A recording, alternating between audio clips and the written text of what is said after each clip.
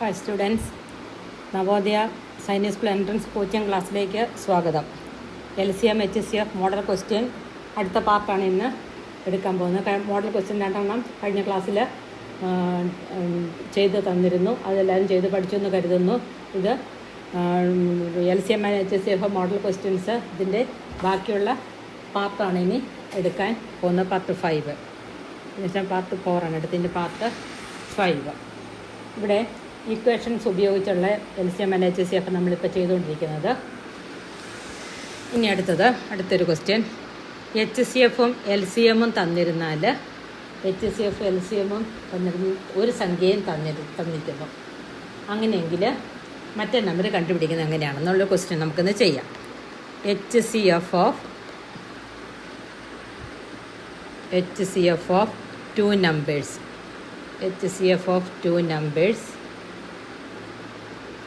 is 20 and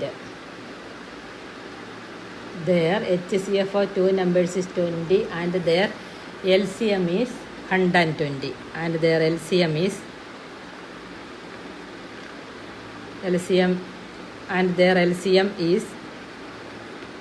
120. From HCF of two numbers is 20 and their LCM is 120. Full stop. If one number is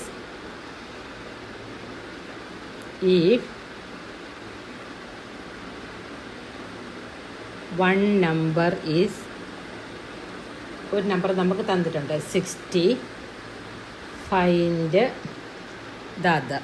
മറ്റേ number കണ്ടുപിടിക്കാൻ. ഈ one number is 60, find the other. അപ്പം നമുക്ക് LCM HCF തന്നിരിക്കുന്നു, ഒരു നമ്പറും തന്നിട്ടുണ്ട്, അതർ നമ്പർ കണ്ടു. അപ്പോൾ അതർ നമ്പർ കാണാനുള്ള ഇക്വേഷൻ ഞാൻ കഴിഞ്ഞ ക്ലാസ്സിൽ പഠിപ്പിച്ച് തന്നിരുന്നു. അത് പഠിച്ചവർക്ക് ഇത് ചെയ്യാൻ പറ്റത്തുള്ളൂ. ഇക്വേഷൻസ് ബൈഹാർട്ട് ആക്കണം. Other number is equal to LCM into HCF divided by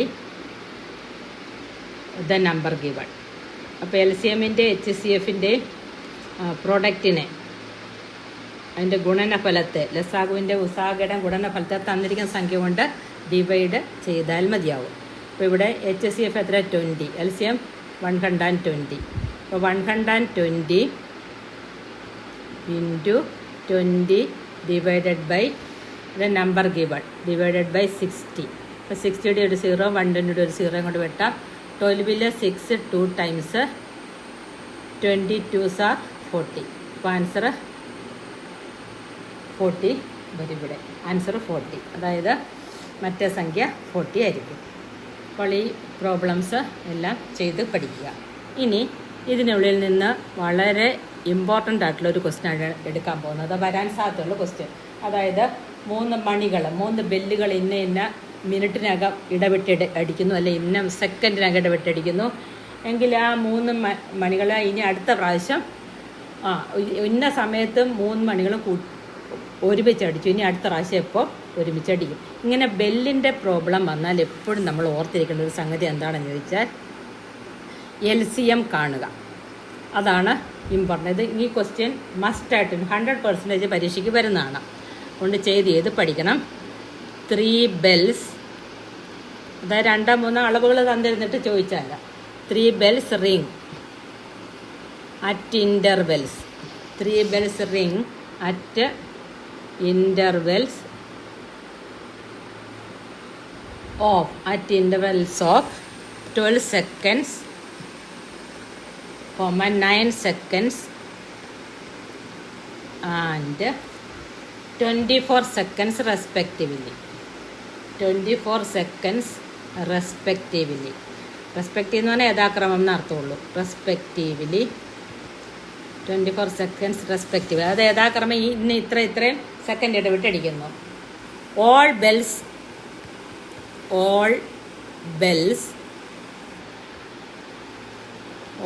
bells ring simultaneously.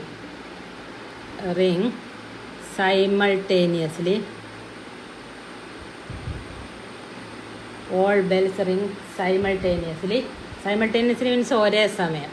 At 3 PM 3 മണിക്ക് ഒരുമിച്ചടിക്കുന്നു 3 ബെല്ലുകളും. ഇനി they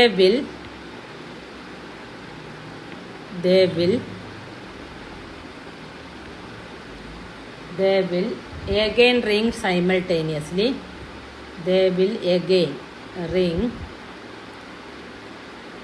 ring simultaneously after. എത്ര സമയത്തിന് ശേഷം ഇവ ഒരുമിച്ച് അടിക്കുന്നതാണ്. സൈമൾട്ടേനിയസ്ലി ആഫ്റ്റർ എത്ര സെക്കൻഡിന് ഇത് അടിക്കുന്നതാണ് ചോദ്യം. ഇവിടെ 12 സെക്കൻഡ്, 9 സെക്കൻഡ്, 24 സെക്കൻഡ് ഒരുമിച്ചല്ലേ അടിക്കുന്നത്. അപ്പോൾ ഇതിൻ്റെ LCM കാണുക. LCM of 12, 9, 24. ഇതിൻ്റെ LCM കാണുക. 12, 9, 24. 3 കൊണ്ട് പോകും. 4 3s are 12, 3 3s are 9, 3 8s are. ഇനി വീണ്ടും 4 8ഉം 2 കൊണ്ട് ചെറുതാക്കാം. 2 2s are 4, 3 ഇറക്കി എഴുതി.